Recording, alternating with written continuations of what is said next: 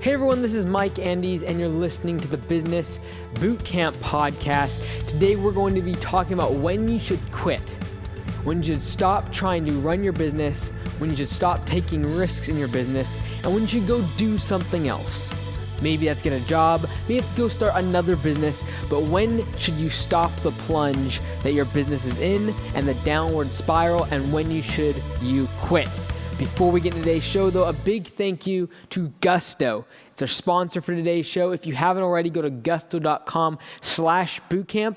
I was just reading one of the comments from someone that said the biggest reason they switched to Gusto, and something I haven't talked a lot about, is that it integrates with QuickBooks. So if you do QuickBooks for your expenses and your invoicing and all of that, but yet you just can't handle their payroll stuff, or it's too expensive, or it's not comprehensive enough to do benefits and all the other things you want to do for your employees, you can integrate. It integrates with Gusto. QuickBooks and Gusto integrate together. And so I'd highly recommend you check out gusto.com/bootcamp, try out the 90-day trial, integrate with QuickBooks if that's what you use, and see what it can do for you, your business, and your employees. And thank you to the gentleman that brought that to my attention about the integration, that was the key for his business and for switching to Gusto. So today's question is actually coming from Small Business Owners of America, the Facebook group that I've started for all industries, and really that we can learn from each other's industries, their problems, mistakes, etc. It's a private group, and I probably only accept about 1 in 3 people that ask to join, because a lot of people who try to join Facebook groups are spammers, or they're part of 450 other groups. I'm not letting them into the group. You have to be a small business owner. The thing I'm looking for really quickly is if it's in your bio, if it's in your feed really quick. So these are legitimate questions. You're not going to get spammed by being in this group. There's only a couple questions or a couple comments every week, but they're really valuable, like the one I'm going to read today. So join the Small Business Owners of America Facebook group. In brackets, you'll see Business Bootcamp, so you just recognize it's me, and you'll see a picture of me on there. There's only like 60 or 70 people in there, which makes it a really nice, tight group, and really, really good content. So check that out. That's where this question is coming from, and it's from Tyler Van Salvig, and I hope I pronounced that all right. But let's go ahead and read this question. It's a little bit long, but it's super good, and I wanted to cover it today. Tyler asks, I got a question I've been thinking about. Most of the time as a business owner, entrepreneur, or just human being, we focus on staying in business or just plain winning, but don't talk much, or I haven't researched enough, about when the business is not doing great and have to start thinking about exiting the market. I guess the question would be, what markers would need to be apparent to start taking steps to exit the market? What would we need to be focused or aware of to be self-aware that the business is not doing good and makes more sense to close than go further into debt? As business owners, we want to push through, grind, produce a better outcome, and get through. But I believe at some point it may not work out, and so just thinking of ways to think ahead of if and when that time comes as to make the right decision. This is a pretty loaded question. I'm not sure if all questions are relevant. Just know the topic is relevant and wanting to be aware and getting thoughts on this. I'm thinking this is a difficult question to gauge as well, especially if you have quite a few employees that rely on the business for money and work. Bonus question, if you're needing to exit a market, maybe some helpful tips to be looking ahead for entering another market? Any past experience input is welcome here too. Thanks. So that's from Tyler Van Salvig. So thank you, Tyler, for writing in your question. I'm going to go through this question. I don't have any notes, but I'm pretty fired up about this topic, so I figured I could just go into this podcast and share my thoughts kind of raw. So, first thing that actually jumps out to me is the last thing that was mentioned. So Tyler was asking, what are some of the helpful tips to be looking ahead for entering another market? Now, Tyler, throughout this question, you talk about exiting a market, looking to go into another market. I'm going to assume you mean another business. I'm going to assume that you're not meaning just moving, in terms of moving demographically to a different geographical location. I'm going to assume when you say that you're moving out of the market that you are closing down the business. And I'm going to assume that when you say you're looking, you want helpful tips to be looking ahead for entering another market, I'm going to assume you're talking about entering another business, okay? So that raises red flags for me. And the reason that I come to this conclusion is that when someone is on a sinking ship and they've been running their business poorly or it's been going down, a lot of times we get this notion that joining a different business, starting another company, getting involved in a different industry is going to somehow fix all of our problems. And the reason I say that I've found this the past few years, because as I've done Business Bootcamp podcasts especially, the reason I keep doing, Business Bootcamp podcasts is not my industry, right? My industry is lawn care landscaping. The reason I continue to do Business Bootcamp, the reason I continue to do Small Business Owners of America on Facebook groups is because I have found that the laws of business, the rules of business are universal. There are very basic principles of finance, accounting, marketing, leadership. Those principles are literally universal. Doesn't matter what industry, doesn't matter which country, does not matter which type of a size of business. There are certain principles in business that are universal. And the reason I can say that is because I've seen so many industries from Business Bootcamp podcasts. And that's why I continue to do it, is because it gives me a very good grounding of different industries and realizing the patterns, the issues, the problems that I face in my industry, the primary industry that I'm in, lawn care landscaping, that those are the same problems. Hiring and labor is a massive issue in our industry right now, because the labor market's so tight. Well, guess what? It is in every market. Unemployment is super low. The economy is expanding. Even in professional jobs, it's very hard to find good people, very hard to pay them what they are worth. It's very hard to keep them, retain them, hire, find, all of those things in so many different industries, especially in the labor market. Yes, like other contractors, things like that, but it's universal. There's universal things to do with marketing and SEO and customer acquisition cost and analysis of certain financial key metrics that are completely universal. And so when I find someone that says, okay, I'm failing at this business and I'm going to jump to another business because it's a better industry, or it is doing, technologically it's on the upswing, or everyone's going towards it, or crypto's the next thing, or real estate is definitely a passive way of making money, whatever the thing they're jumping to, so oftentimes I find that they neglect to realize that the same problems, mistakes, failures, issues that they're having in their business, guess what? They come along with you, because the universal laws of business do not change across industries. They do not change against you moving to a different town. It does not matter the size of the business. There are certain laws of business that are in place, and if you go against them, you're going to fail regardless of what business you're in, regardless of how many people work under you, regardless of how much money you take home. There are certain laws of business that stand universal. And so when anyone is on a sinking ship, they run their business into the ground, whatever, it's not doing well, it's going down, they're in debt, all these things, I have a lot of warning signs that go off when they think that they can just jump to another business and it's going to be better.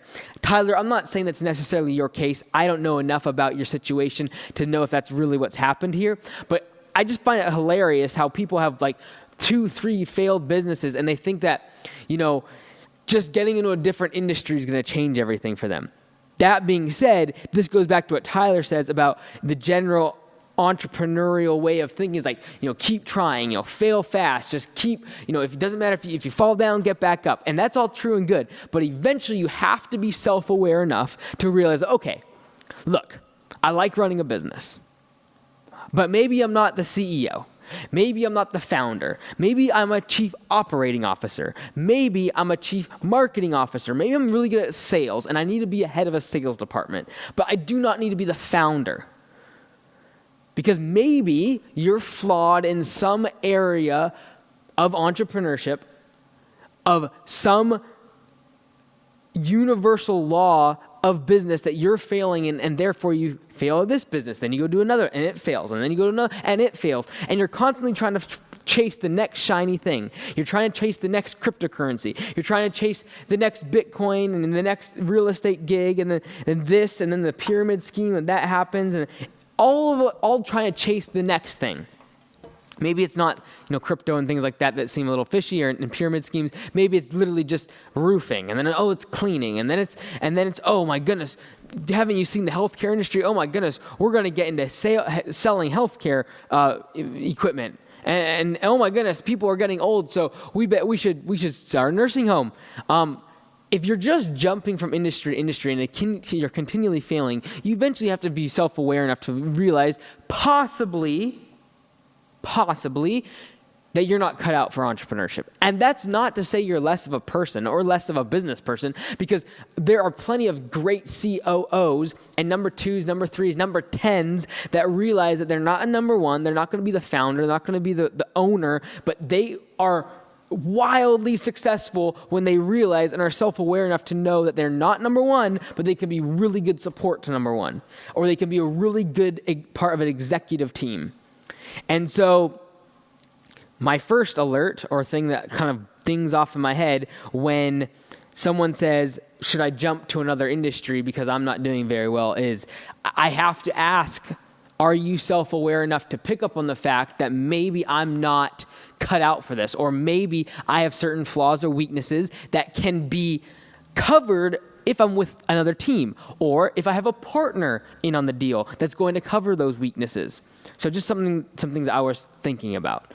But Tyler's kind of general thought is like, okay, so I'll read it. It says, I guess the question would be, what markers would need to be apparent to start taking steps to exit the market? Okay, so this is me, this is my opinion, and this is the way I would do things if I was in this scenario.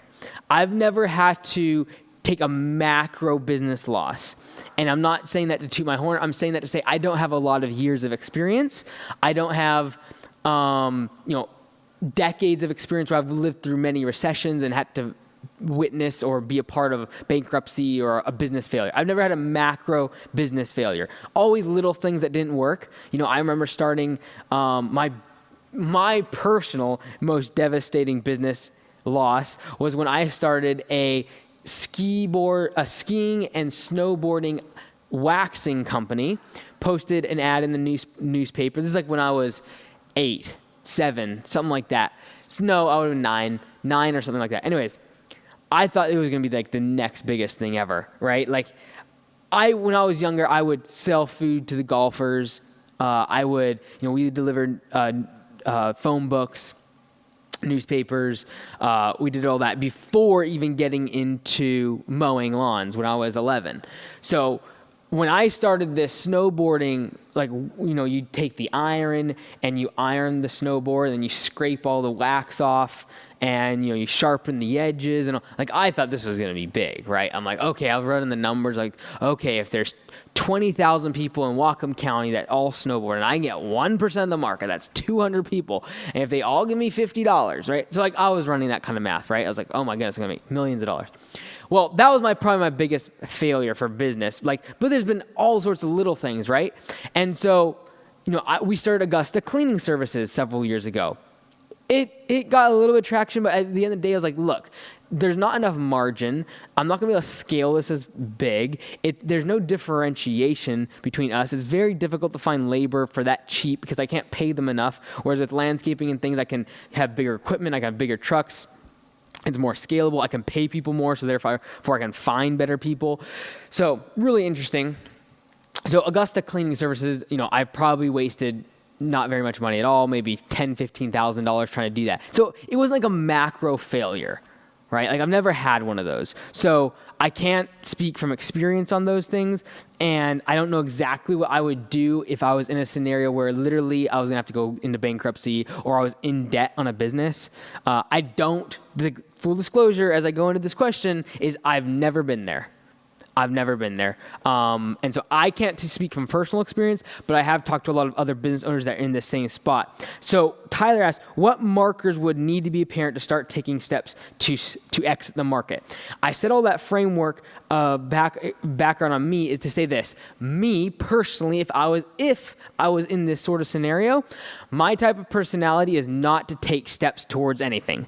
My personality is jump towards whatever I need to do. So if I think I need to exit the market, and that is even a thought in my mind, it's going to be done. Like, done tomorrow. Done yesterday, right? Like, I'm not going to be like, okay, what's the steps to doing that? Like, what are the indicators? Like, if I think for 1 minute that I'm too far gone and like, okay, I'm going to close this thing. Guess what? It's going to close tomorrow. Like, I'm not going to take steps towards rolling it down. Like, it would just close immediately, because if I'm going to fail, I want to make it as fast as possible.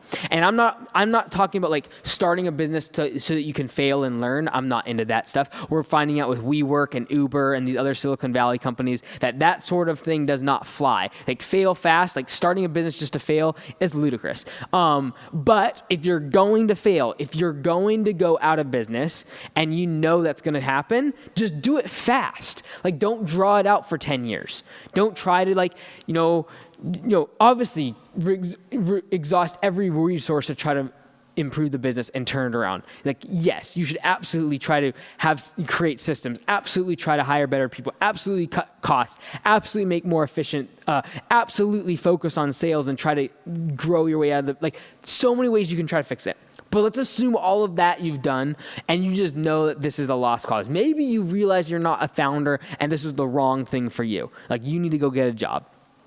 If I was in that scenario, I would try to make the business, I would try to make it as fast as possible. Tear the Band-Aid off. Don't do it step by step. Don't do it little by little. Don't try to ease out of it. Just do it fast. If you got to declare bankruptcy, go out, do it, you fell down, you made a big mistake, you made a foolish error in business, whatever. Get back up and keep going.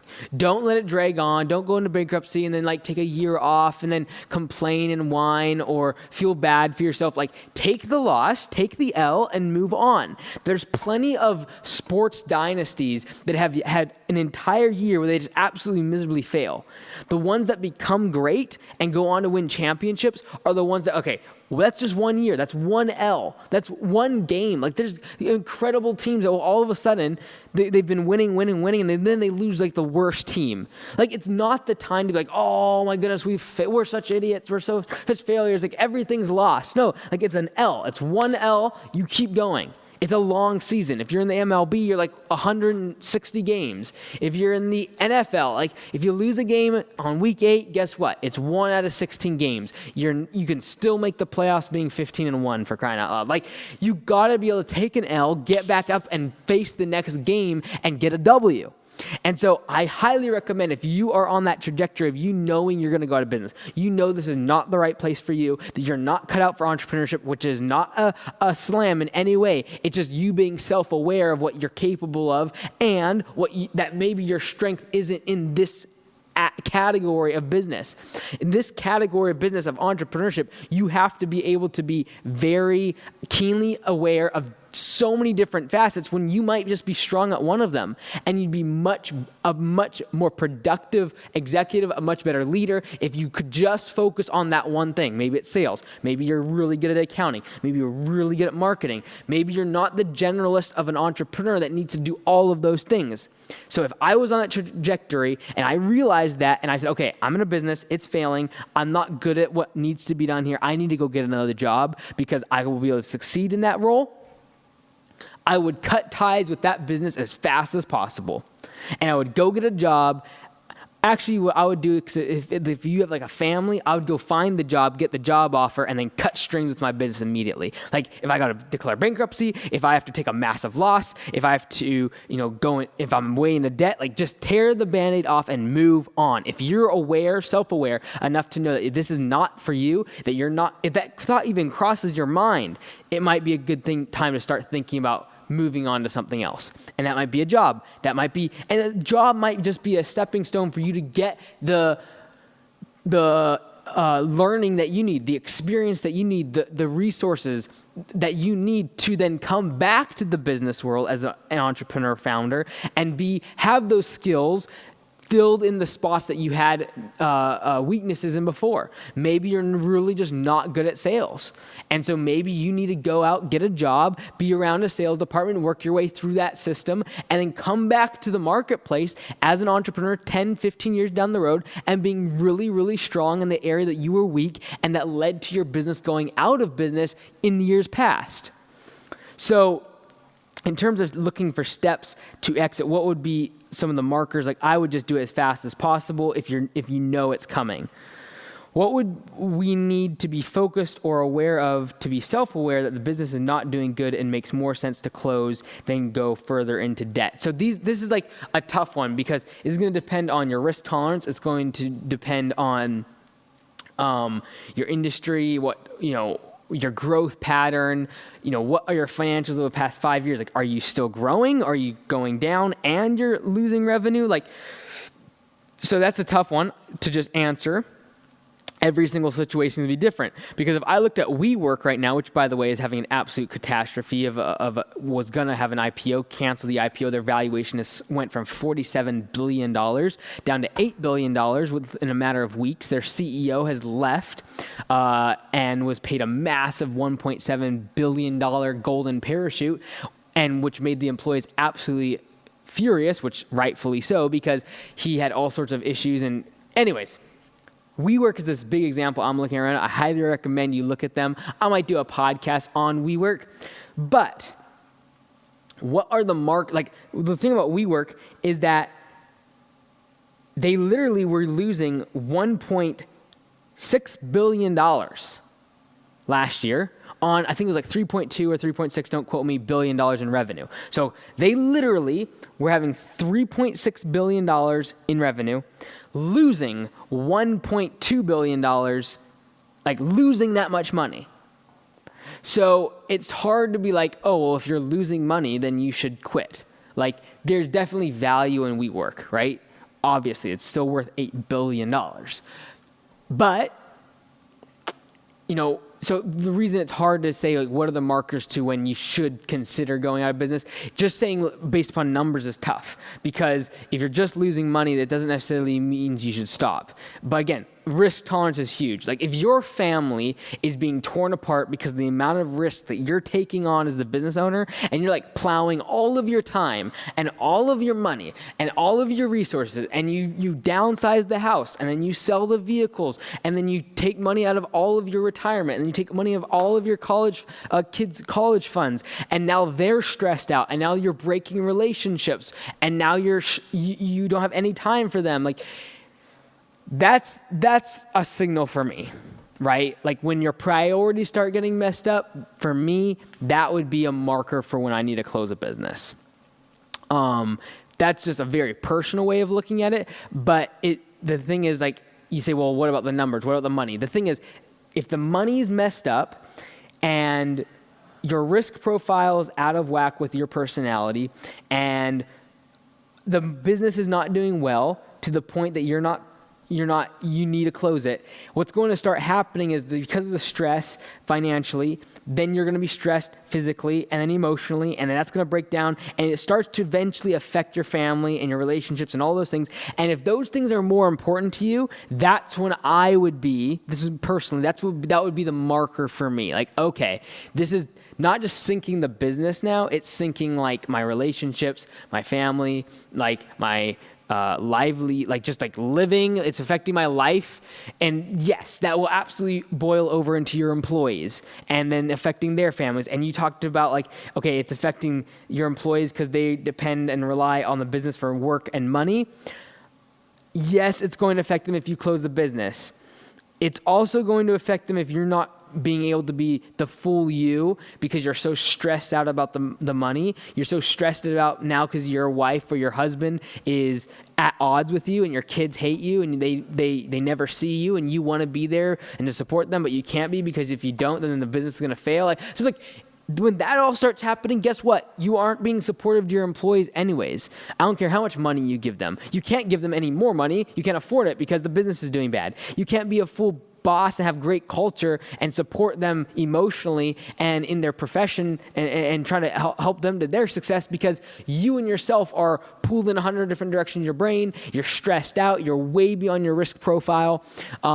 You're emotionally torn apart because your family's going one direction. Like when that starts happening, in my mind, that's time to throw in the towel. Because if you don't throw in the towel in the business, other people are going to throw the towel in on you.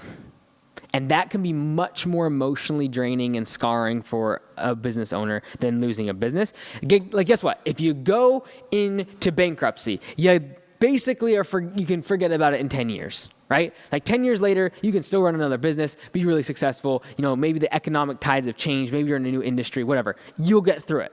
Closing a business, you'll get through it. What is a lot more emotionally damaging and much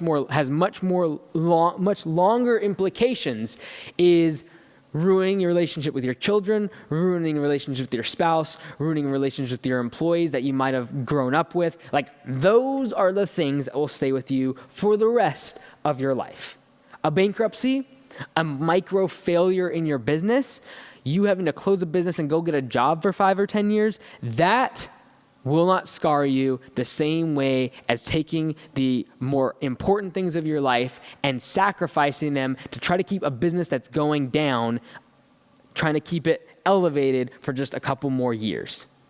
So for me, the markers of me needing to close my business when it's failing is when the failure of that business starts to cause failure in my other relationships that are more important than the business.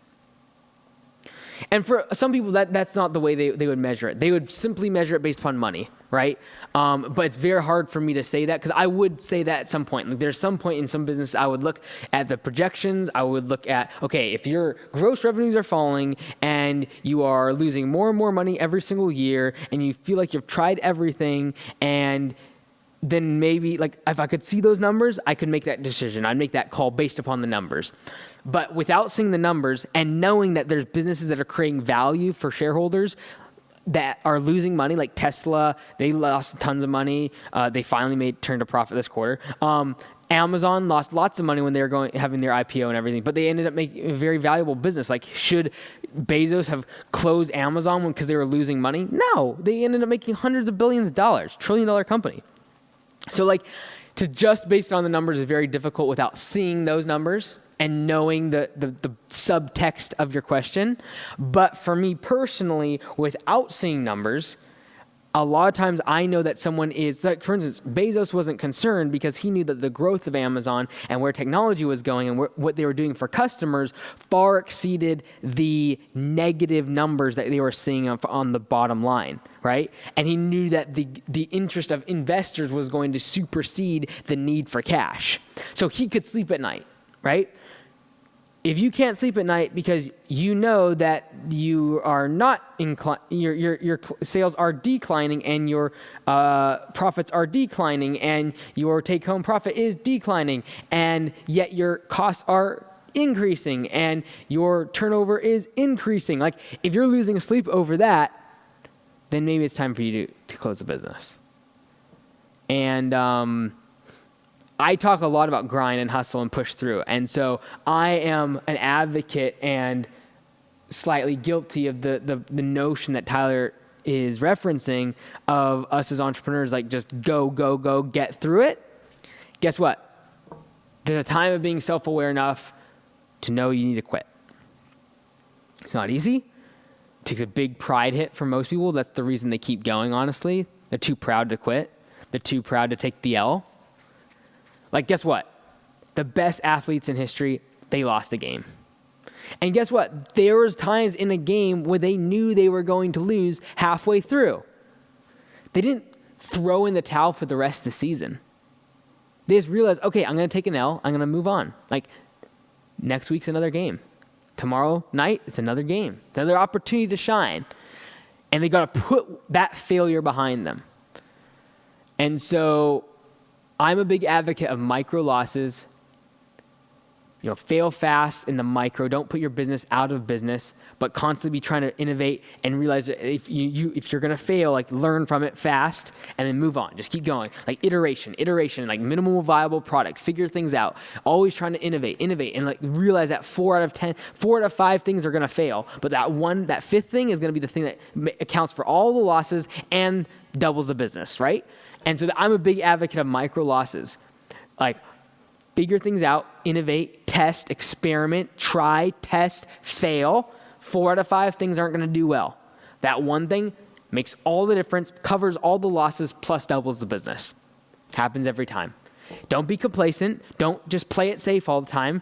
I'm okay with micro losses. I just will not risk my business. I will not risk the livelihood of my employees. I will not risk the future of the company. And so I will never bet too much. I will never go into debt so much that I know the company can't get out of it, or that I think it puts everyone at jeopardy. I just won't do it. I won't make risks financially that are going to risk the livelihoods of myself, my employees, the business, the brand, nothing. Like, now we have franchisees. I feel responsible for them. Like, I'm never going to make financial decisions that actually put all of that on the table. I'll never put all the chips in. But I'm always going to be playing. Like, I went in and put did that work? That test? Okay, that worked. Bam, hit it. Go, 5, right? That 5th one out of the, 4 fails. Micro. Macro win accounts for all those 4 losses and more. And so I hope that kind of answered your question, Tyler. It's absolutely something we need to be talking about more, and that is failure, and that it's not a bad thing. Take the L. Bankruptcy lasts 5, 7, 10 years. Take the L and move on. So without knowing all of your information, Tyler, without knowing the numbers, I'd say, like, the fact that you even asked the question, I would probably say that it's probably time that maybe you're self-aware enough to realize that you have certain holes. There's certain universal laws of business that you might not be strong in, and you can go get those. You can acquire those skills. And it's extremely mature entrepreneurs realize where they're weak, and they can go get those skills, come back stronger. So you've been listening to the Business Bootcamp podcast. I'm Mike Andes. Until next time, be great, because nothing else pays.